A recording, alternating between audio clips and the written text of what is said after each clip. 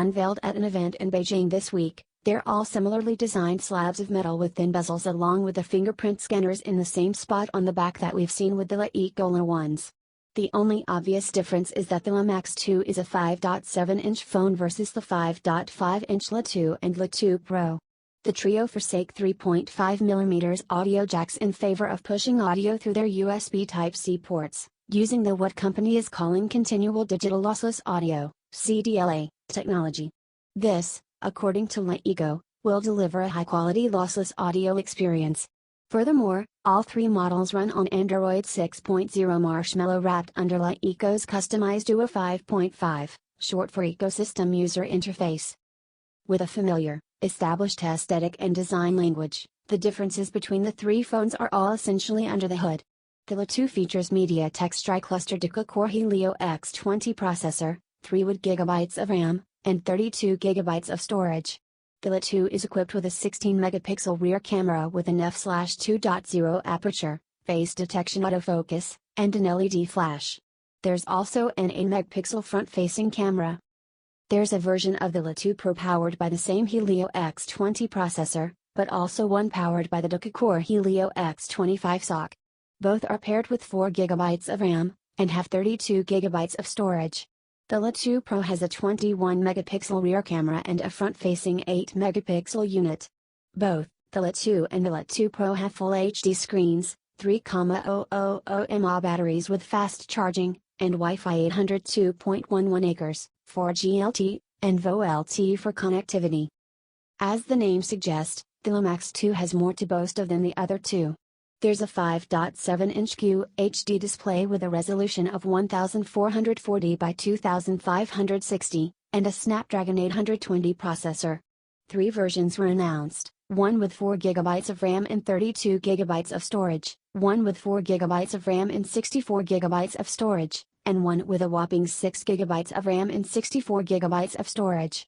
The battery is bigger than those of the Le2 and Le2 Pro, albeit by a mere 100 mAh. In our brief time with the phones, we found them to be well crafted. Their metal unibodies are easy to grip. Each phone appeared to work as it should, be it opening web pages, firing up LeEco's bespoke video apps, taking pictures, or using the fingerprint sensor. There's very little by which to tell one phone apart from the others, well, at least when it comes to the usual tasks. Even in terms of Bluetooth transfer speeds, it was impossible to tell the difference, they were all equally and unusually slow. Transferring around 15 megabytes of data took the better part of half an hour. It will be interesting to see if this remains true when we put these phones through our benchmark test suite.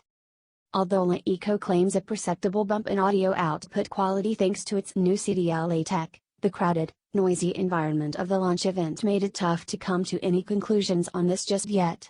At the moment there's no indication of whether or not the CDLA headphones or earphones will be bundled with the phones in India.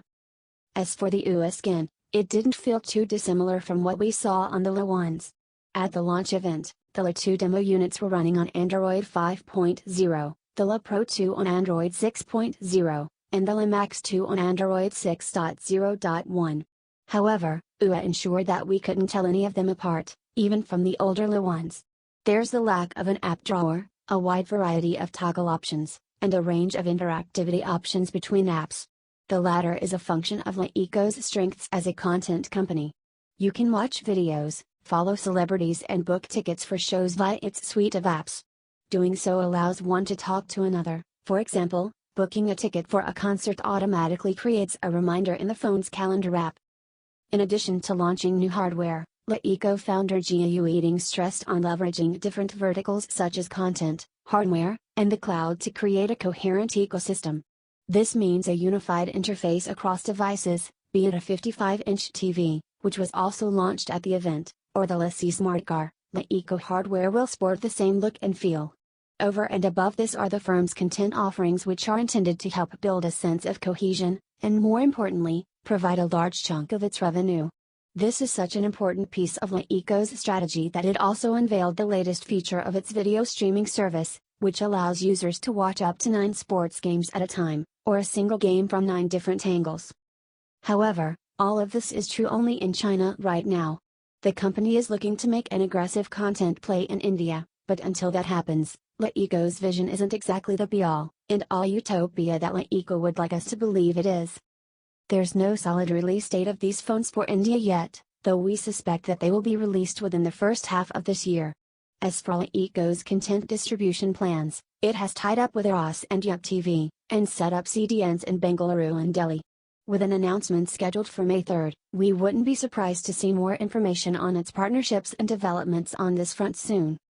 But until all of this comes into play, the LE2 Pro, and the Max 2 are more of the same from a company whose debut efforts in the country were met with a tremendous response. Will there be more to them? You'll have to wait for our full review to find out.